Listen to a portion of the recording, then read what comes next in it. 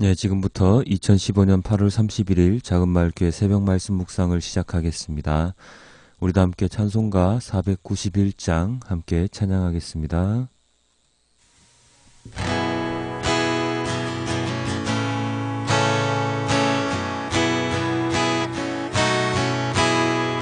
저 높은 곳을 향하여 날마다 나아갑니다.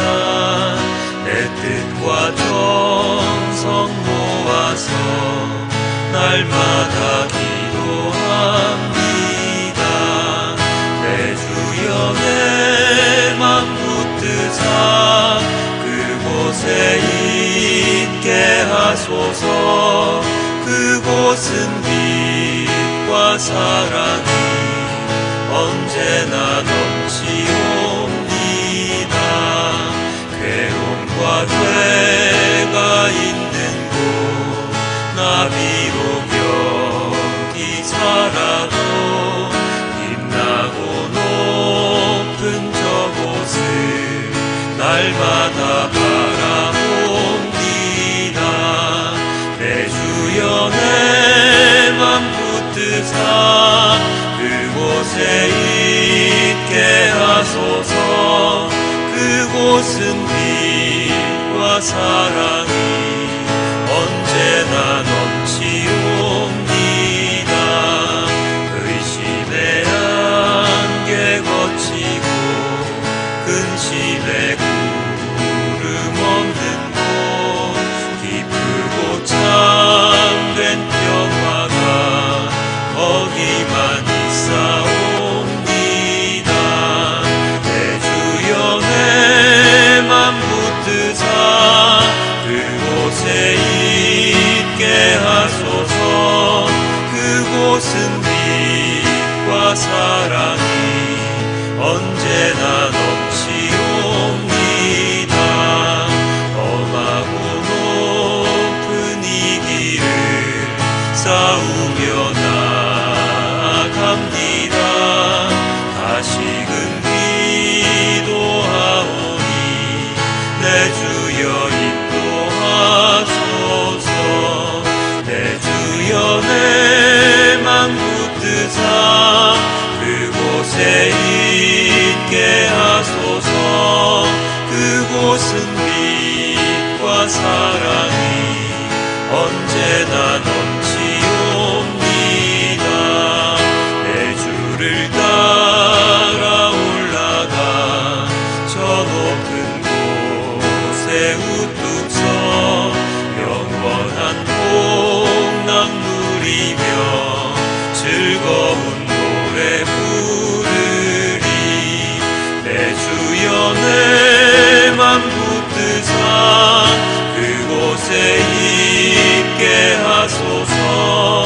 그곳은 빛과 사랑이 언제나 넘치옵니다.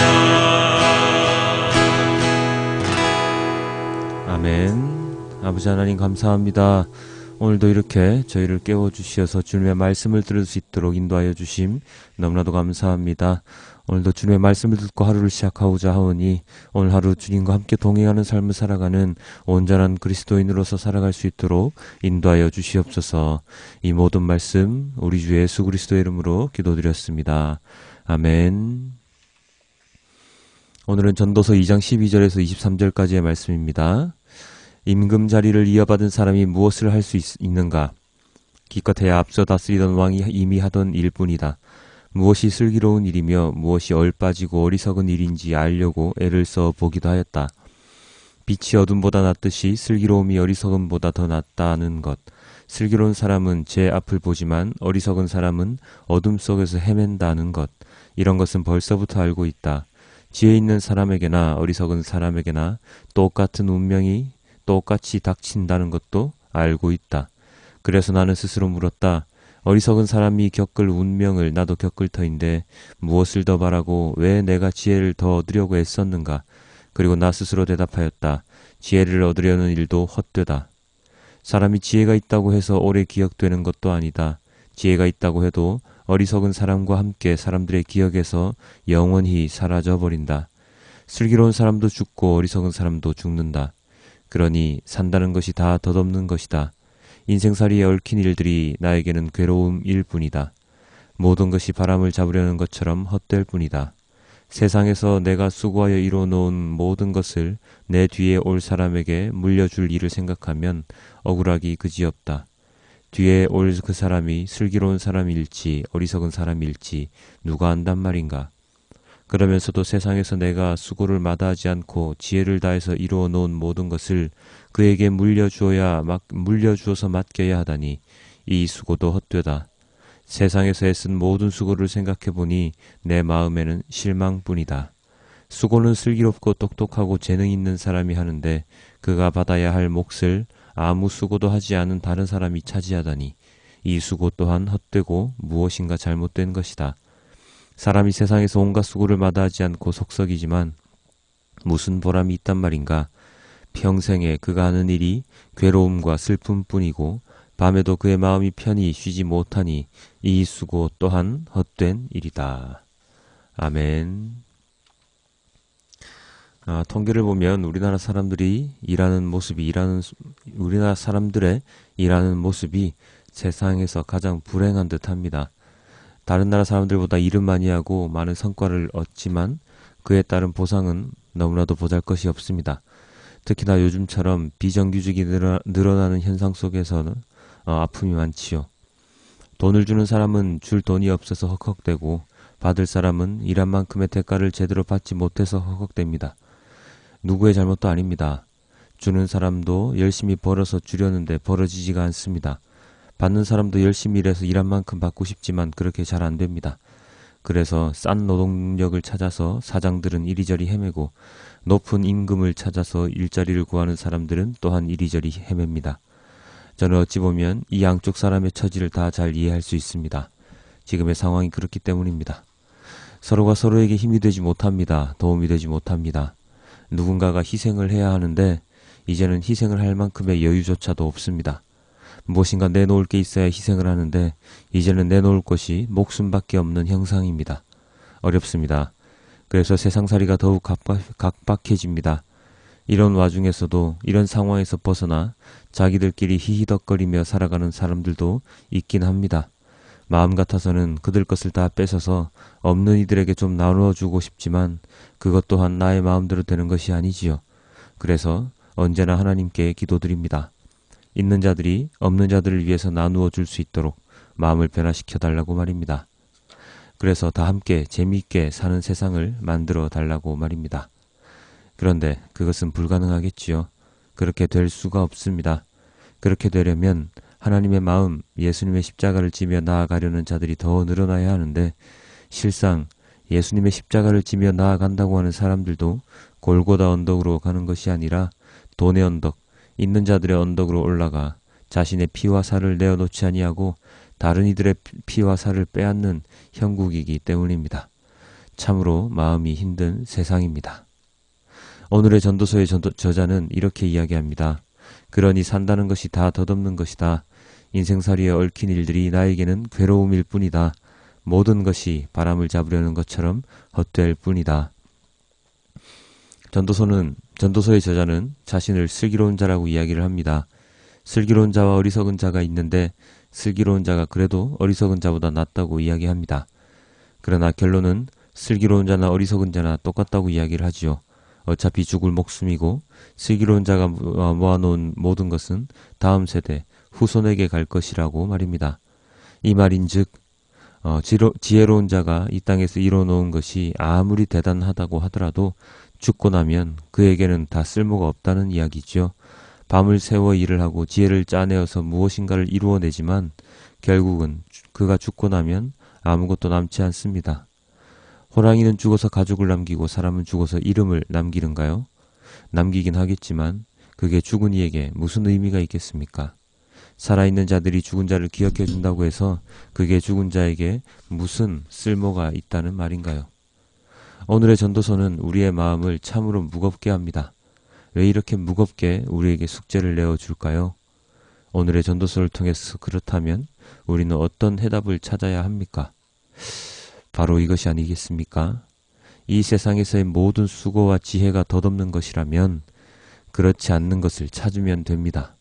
그런데 이 세상에서는 그런 것이 없지요. 덧없지 않은 것이 없습니다.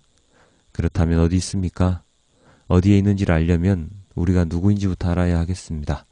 우리는 누구입니까? 일반적인 그냥 사람입니까? 아닙니다. 우리는 그리스도인입니다.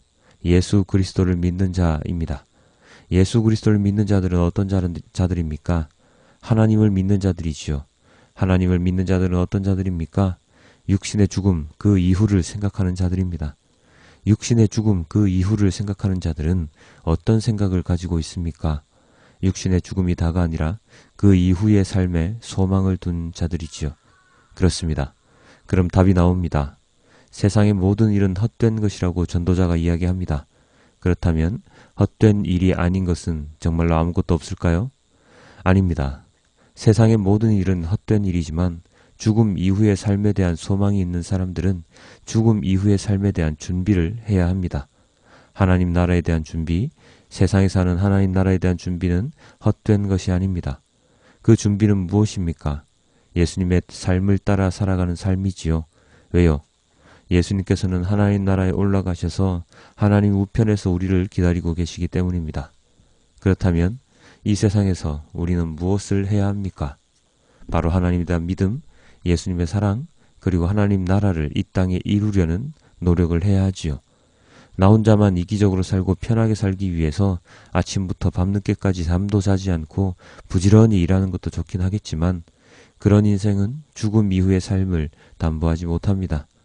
나 혼자의 이기적인 삶, 돈과 명예와 권력을 위해서 남들을 배려하지 않는 삶을 사는 것이 아니라 나와 함께 하나님 나라로 더 많은 이들을 데리고 가기 위해서 노력을 해야 하지요. 그리고 나의 믿음을 끝까지 지킬 수 있도록 나 자신을 단련시켜야 합니다. 그것이 이 땅에서 우리가 해야 할 값진 일들입니다. 먹고 사는데 바빠서 정말로 내가 해야 할 일들을 잊어버리고 살아간다면 이 땅에서 그리고 죽음 이후에도 우리는 아무런 소득을 가질 수 없습니다.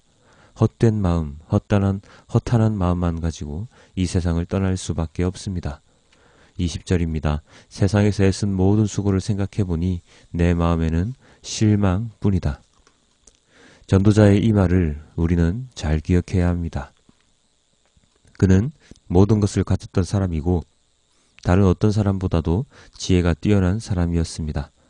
그의 이 말은 우리의 삶을 변화시켜 줄 수 있습니다. 먼저 깨달은 자의 말을 통하여 우리는 우리의 삶의 방향을 정할 수 있어야 합니다. 그 방향은 바로 하나님을 향한, 하나님 나라를 향한 목표 설정이지요.